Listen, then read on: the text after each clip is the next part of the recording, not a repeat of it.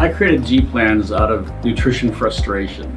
One day during nutrition studies at Duke University, we came across a revelation. We discovered that everyone has a completely unique metabolic structure and type. Eating a generic diet program will not get you the results you want, and you will continue on a path of yo-yo dieting forever. Ultimately, sustainable food programs are built within your own specific metabolic template. I eat what Dr. G tells me to eat for my metabolic type. I don't call this program a diet because I eat more than on other programs.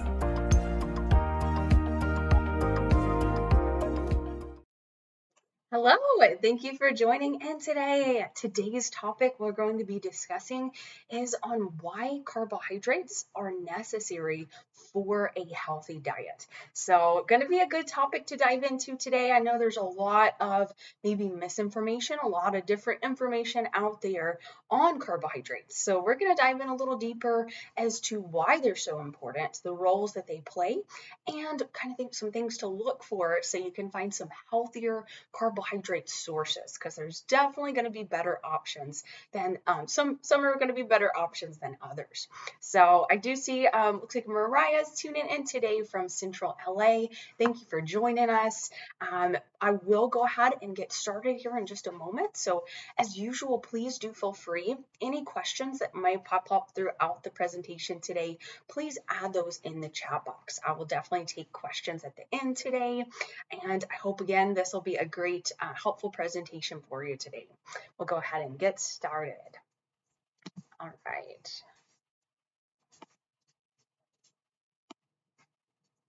Okay, so why are carbohydrates necessary for a healthy diet? What comes to mind when you think of carbohydrates? Do you have maybe more negative or positive thoughts in general? I'd love for you to share that with me as well in the chat box today. Carbohydrates often are looked at as if they are the enemy, particularly when it comes to weight loss as a goal. So in reality, carbohydrates are essential for our bodies to function optimally. It's important to understand that some forms of carbs are definitely going to be better choices than others, however. So today we're going to discuss why carbs are important to include in your diet and how to choose those healthiest options when it comes to carbohydrates. Reducing your carbohydrate intake for a short period of time as part of weight loss efforts, it definitely can be effective. However, over the long term, carbohydrates are definitely going to be essential for health and as part of a sustainable, healthy diet. So again, I definitely want to stress that there definitely can be a time and a place where reducing your carbohydrate intake can be an effective tool, but over long term, we really want to make sure that we're including that food group for optimal functions. What are some of the key functions of carbohydrates? So carbohydrates serve as our body's our primary source of fuel. Now, this does not mean that we cannot function without carbohydrates. However, we won't be functioning optimally because they are our preferred source of energy. And we definitely do function, again, optimally when including those carbohydrates in our diet. During digestion, carbohydrates are broken down into glucose. Glucose in the blood is taken up into your body's cells and used to produce a fuel molecule called adenosine triphosphate, or ATP. Cells can then use ATP to power a variety of metabolic tasks. While most cells in our body can produce ATP from several sources, including carbohydrates and fats, carbohydrates are the preferred energy source. Going a little further on the functions of carbohydrates, carbohydrates help to preserve muscle mass. So when that glucose from carbohydrates, when it gets low, muscle can also be broken down into amino acids and converted into glucose or other components other compounds to generate energy. This is one way the body ensures there is adequate glucose for the brain, which requires some amounts of glucose for energy. Consuming some amounts of carbohydrates is important to prevent loss of muscle mass. We know muscle mass is super important too. Definitely helps give you a bit of a metabolic boost. And overall, when it comes to kind of looking your best, definitely want to make sure that you're preserving muscle mass. Carbohydrates promote digestive health. So both soluble and insoluble fiber from carbohydrates are important to include for digestive health. They both function to help reduce constipation and reduce the risk of digestive tract diseases. And carbohydrates reduce risk of cardiovascular diseases. In addition to promoting digestive health, dietary fiber from carbohydrates helps to benefit your heart and blood sugar levels.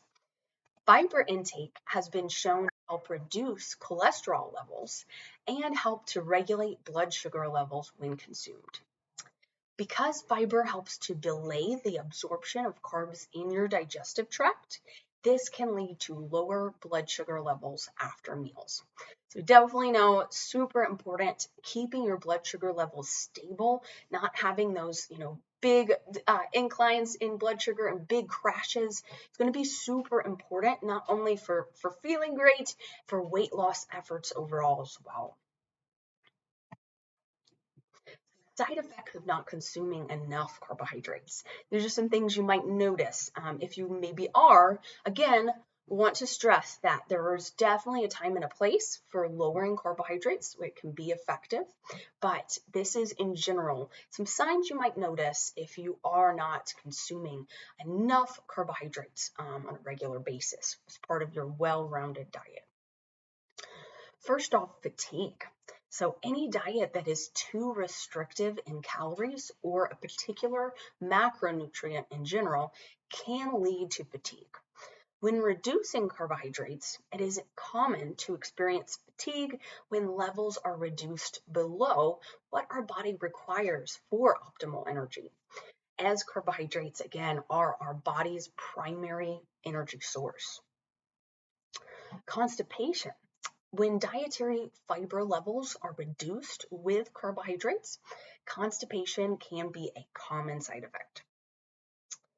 Muscle cramps. If you're not consuming enough of certain minerals like potassium and magnesium, you may experience muscle cramps. Whole grains are an excellent source of these minerals, and in addition, consuming a lower carbohydrate diet can reduce your body's storage of water. Losing a lot of body water can result in further loss of these minerals as well. And lastly, so weight gain. This is a little more specifically if you have been on a very low carb diet and you get back on track with consuming carbohydrates after that. So after a period of time on a very low carb diet plan, you might find that your weight increases fairly rapidly when adding carbohydrates back into your diet. This is partially due to the fact that carbohydrates increase the amount of water stored in your body. This is also, again, the reason why you may see a quick drop in weight when initially starting a low carb plan. So a lot of the times we've seen, certain plans that are lower carb, you feel like, wow, you've lost a lot of weight very rapidly, but especially that weight that's lost in that first week or so that comes off very quickly is really just primarily due to, of course, that water weight that comes along with the consumption of carbohydrates.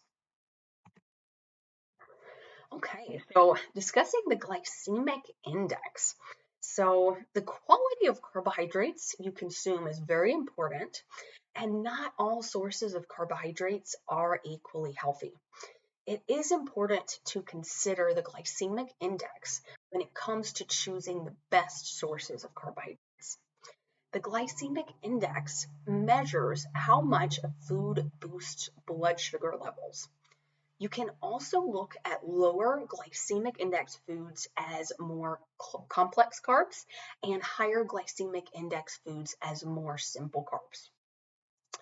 Studies have shown that a diet focusing on more low glycemic index foods can help to maintain weight loss, and diets that contain more high glycemic index foods have been associated with an increased risk of diabetes, cardiovascular disease, and some cancers.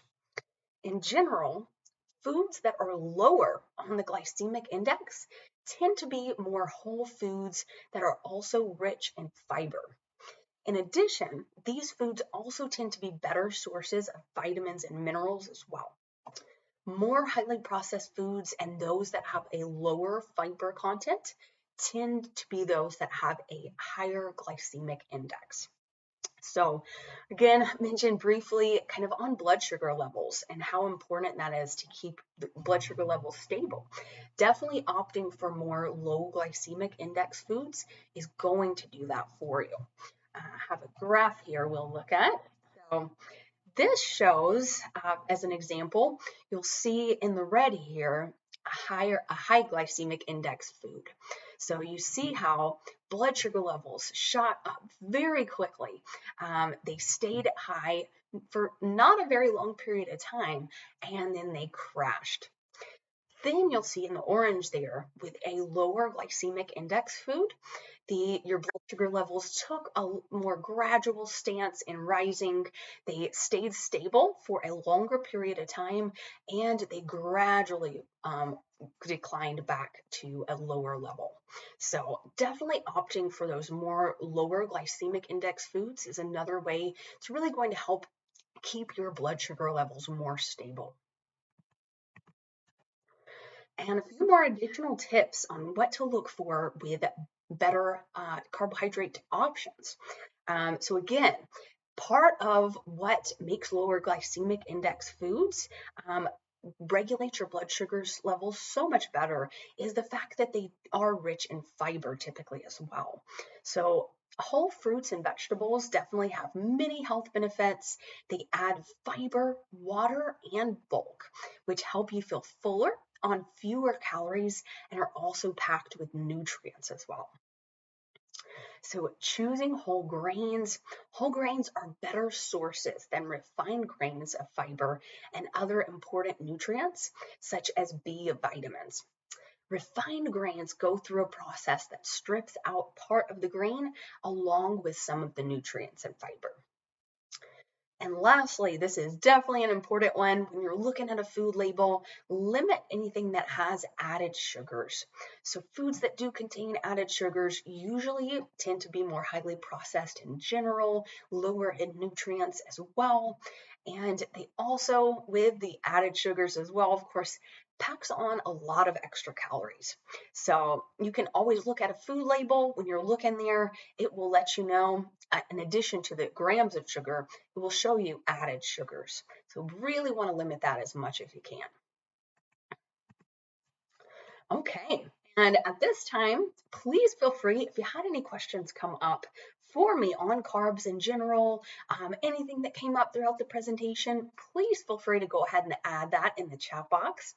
I'd love to also hear too. So if you have some of your favorite carb sources, lower glycemic options, let me know what your favorite choices are. I'd love to share some good ideas and recommendations from you. All right.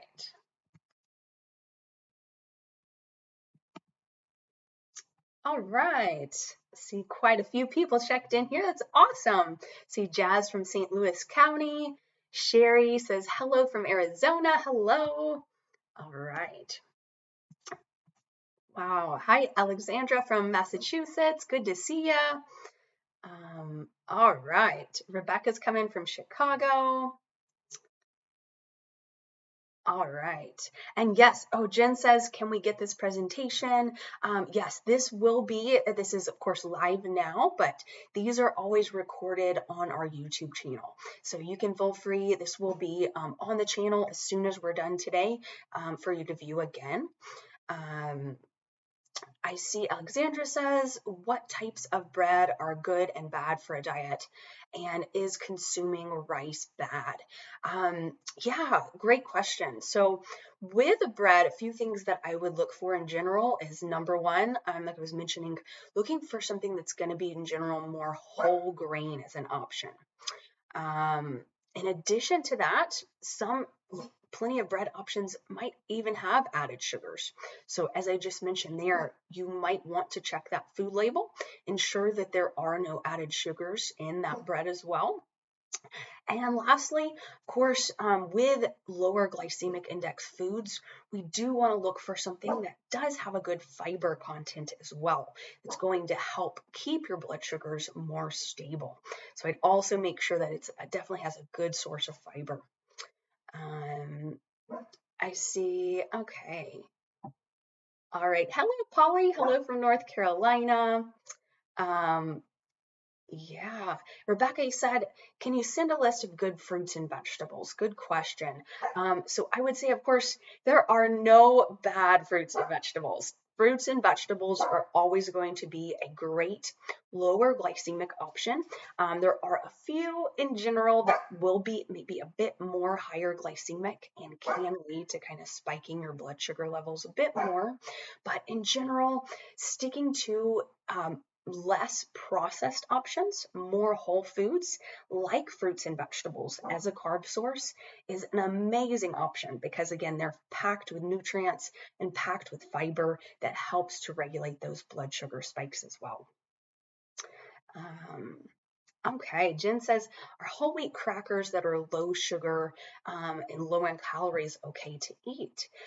Good question. Again, should be totally fine. I would also look, of course, for, sounds like you're looking at the added sugars. That's excellent. I would look at the amount of fiber in that item. And again, I would continue to stress more lower processed food options as your primary source of carbohydrates. So absolutely nothing wrong with that. Sounds like a good choice, but I would again opt for more fruits and vegetables, less processed option as your main source of carbohydrates. Yes, you got it, Jen. Yeah, anything that kind of came from nature, anything that's maybe has less added ingredients. It's more just minimally, if processed at all, and is a whole food choice. It will be a great option. But crackers sound good too. Just make those whole food choices your primary would be excellent. All right. Thank you so much for adding in all the input today. I hope this presentation was helpful to you because I know carbohydrates are a big topic to discuss. And again, I do want to stress that there can be good times, maybe to lower carb intake, but over the long term, ensuring that you're having a very healthy and sustainable diet, it's very important to include carbohydrates in your plan. Okay. I see Sherry just said, I would like to say that changing to my carb efficient plan with G plans, my indigestion and acid reflux has become non-existent. That's awesome, Sherry. Yeah, and okay, Jen said, so are cucumbers as a carb better than crackers? That's a good question. So cucumbers are going to be very low in carbohydrates. We wouldn't say that they're technically the best source of carbohydrates. They do contain some, but things like in general, sweet potatoes in general, fruits, bananas, apples, peaches, grapes, these are going to be more rich sources, have higher amounts of carbohydrates in them than cucumbers. So yeah, definitely vary your fruits and vegetables. It's very important for digestive health and to ensure that we're getting a wide range of vitamins and minerals. But there's going to be, of course, some fruits and vegetables that are going to be better sources of carbohydrates than others. Okay. Great input. Thank you so much for everyone tuning in today. I do want to let you know, so for next week's topic, next week we're going to discuss how to eat out and stay on track with your healthy eating goals. So that can be a really tough one. We're going to dive in and discuss some things to look for when you are focusing on staying on track with your plan, some ways that you can eat out, make some little changes to a menu, and stay right on track with healthy eating. So I hope you'll tune in then. It's going to be a good topic next week. And thank you so much for tuning in today. Hope you have a great rest of the day. Have a great rest of your Wednesday.